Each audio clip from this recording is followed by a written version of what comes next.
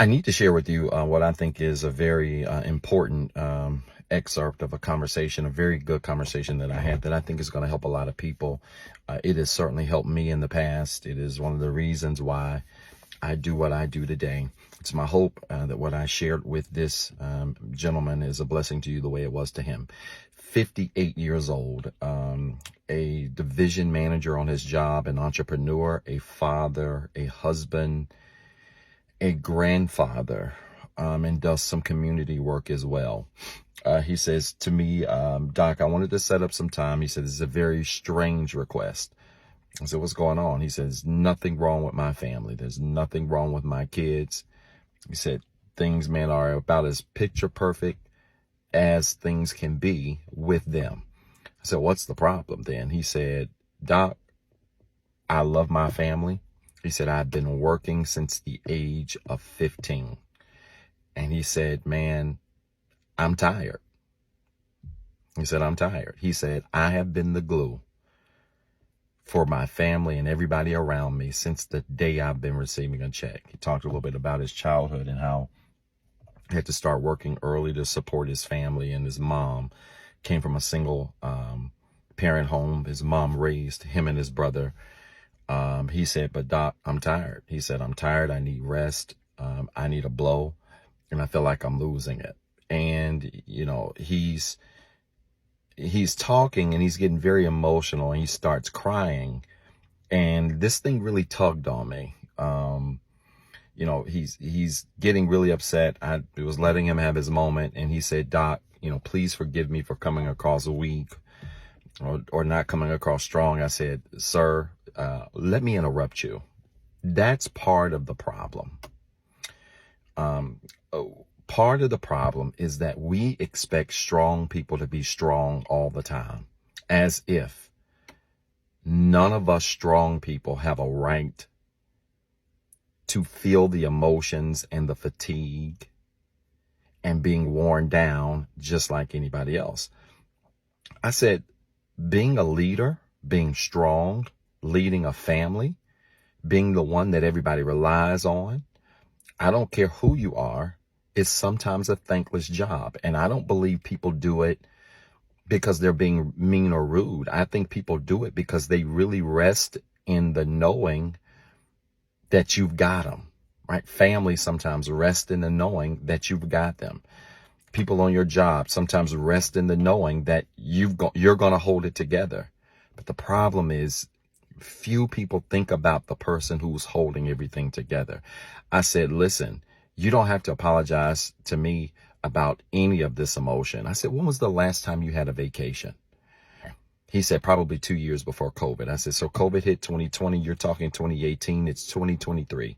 You haven't had a vacation in 5 years. He said, no, sir. I said, has your family had a vacation? He said, I've sent them places. I said, but you didn't go because you had to keep it together, right? He said, you sound like you know this story. I said, I do. So let me tell you a little bit about my story. When 2020 and COVID hit, all hell broke loose. I literally lost almost everything I had. And people that I thought I could count on, I could no longer count on. People changed that swore they would never change. Situations changed that I thought would never change. I literally was doing a broadcast live on the air and had an emotional breakdown. People were whispering, talking. It was just insane. And what snapped me out of it was this $1 million question.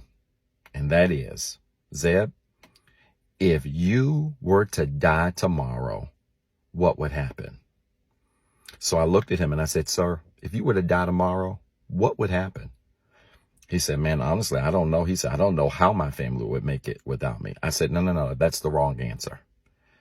I said, if you were to die tomorrow, they're going to cry and be upset, but then they're going to keep on living. The reality of the matter is, you don't have to apologize for coming across emotional or getting upset, but you do need to understand you're not God and you're not Superman. I said, you have the same problem that every strong person, man, woman, boy, girl, that I know, who is a strong person for everybody else has. And that is this idea that we are supposed to be there for everybody else in any capacity, forsaking our own needs. I said, let me tell you how I snapped out of this. I said, when I hit this wall in 2020 and my life was falling apart and people had me questioning my strength, the same person who was there for everybody else, I said there were 4 things that I did that shook me out of it. Number 1, I said I started setting more firm boundaries in my life.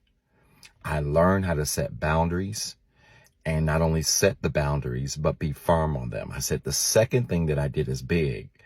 I mastered the art of saying no. If I didn't want to do something, I didn't do it.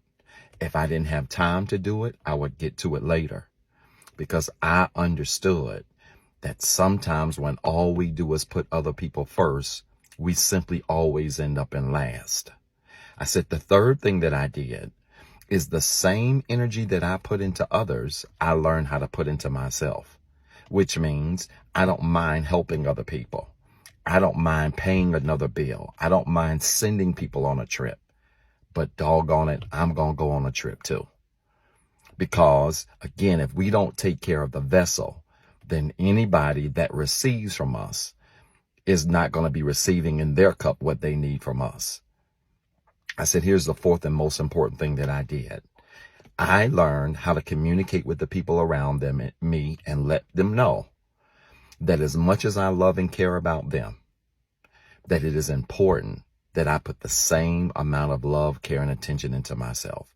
I said, it sounds like you got a great wife and family and kids, right? He said, yeah, man. He said, they're outstanding. I said, so this isn't an indictment against them. I'm not being negative towards them. I said, but understand that, sir, if you don't take better care of you as the strong person, then you're not going to be around long enough for them to appreciate everything or continue appreciating everything you do. But I know what it's like to be the strong person. It's a thankless job. It's a thankless job when you've got to counsel people and you've got your own problems. It's a thankless job when you got to pay other bills and you're struggling to pay your own. It's a thankless job if you're a single mother and you're taking care of the kids and working 3 jobs and doing these things, but yet and still your friends are calling you for advice when you're the one that needs some help. I get what all of that's about, but understand you've got to put yourself in a better position to take care of yourself. And then you've got to teach people around you how to stop taking strong people for granted. I hope this made sense. If it did, type church in the comments with 3 R's. And then remember, you've got 2 jobs. 1, be better today than what you were yesterday. And 2, don't forget what I told you.